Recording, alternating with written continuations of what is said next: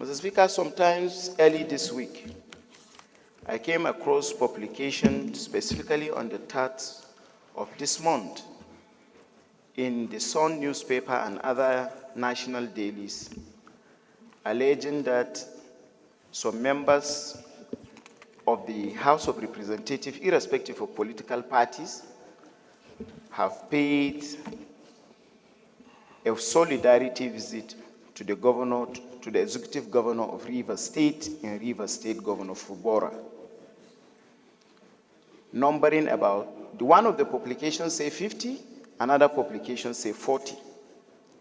Mr. Speaker, it created an insinuation that not only my privilege, but the privilege of the members of the House were breached to an extent that they are thinking we are political. In the true sense of the word, Mr. Speaker, Committee on Local Content, led by Honorable Buma, were on oversight function to Rivers State, and they paid a visit to greet the governor. Unfortunately, it was alleged in the publication, not established, but I read it, that one of our colleagues have issued a press statement alleging that the delegation was in Rivers State Government House for solidarity visit with the governor. It is good to pay solidarity visit, but not a visit that members could be misrepresented. It's Honorable Ikenga. So I urge the House, Mr. Speaker, to find out this publication and equally interact with Honorable Ikenga in determining whether there was a delegation of 40 or 50 members of the House to pay a solidarity to, so that we will not be politically misrepresented. We have a committee on ethics and privileges. They can't do that and report back maybe within 3 or 4 weeks for us to know the authenticity of the statement issued to the press as well as the visit to the governor. Thank you, Mr. Speaker. Point of order, Mr. Speaker. Point of order, Mr. Speaker. Privilege. It's well listed there. One of which is that a member who feels that his rights have been breached or is affected by an action of anyone will come relying on these other 6. And he's allowed to do that without notice. He has not notified us. And when he presents it, our rule says it's not subject to debate. So he has raised an issue that the leadership will look into. He's saying that when the chair is speaking, you have to keep your point of order until the chair addresses the issue that is addressing. Please. It's his right, and he's protected to raise the issue he has raised under privilege. It is the duty of the leadership to look at what has been raised and take steps towards investigating it. The House also has instruments, platform, mechanisms for investigation, which is ethics and privilege. We can, if we see substance in what has been presented, and ask the leadership to call the gentleman, the honorable member in question, to address it, or we'll refer it to the right committee to look into it. So I don't think this is subject to debate. If your point of order has to do with this, it is overruled. But if it has to do with other issues outside this, you can bring it up. And point of order, Mr. Speaker. Point of order, Mr. Speaker.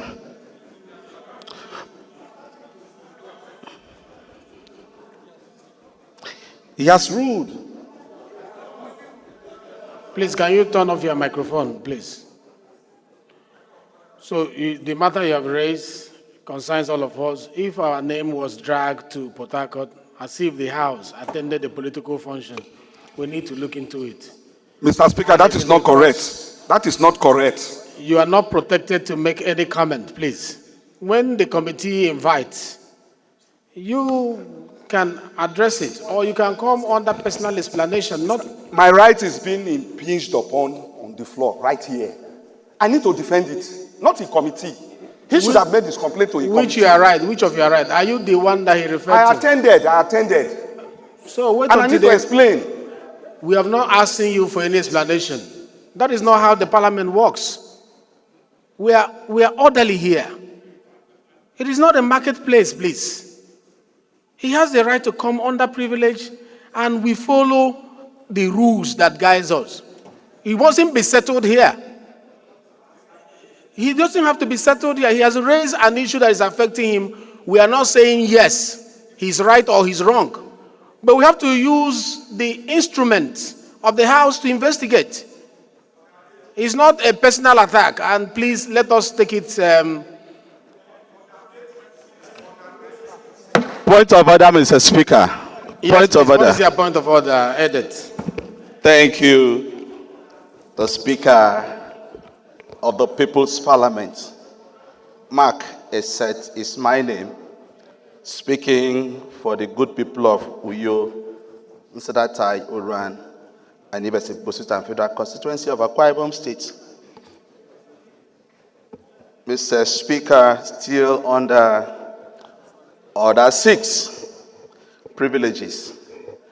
Mr. Speaker, in as much as I don't want to join issue with my colleague, and when issues of privileges come up, a member, by this standing order, which is our rules, have the right to express himself, and as you rightly said, such matters cannot be debated upon. So while referring the matter of privilege to the committee, if necessary, because in my opinion, I don't see anything here. The said paper publication, Mr. Speaker, if I understood my colleague well, he did not say a representative of the House of Reps. He said some members of the House of Reps. There is freedom of association. Mr. Speaker, bringing such a matter to this Hollow Chambers, I think this House has important issues that pertains to the nation, that bring in personal issues to the chambers. Mr. Speaker, I don't think we should discuss these issues. Honorable Esed. The House was not represented, but there is freedom of association. Your point of order is ruled out of order. We must be guided. The purpose of setting up a committee to look into the rules to guide the House is for us to have orderliness in the House. You cannot come from the back door to debate a matter of privilege. You cannot use privilege to debate privilege.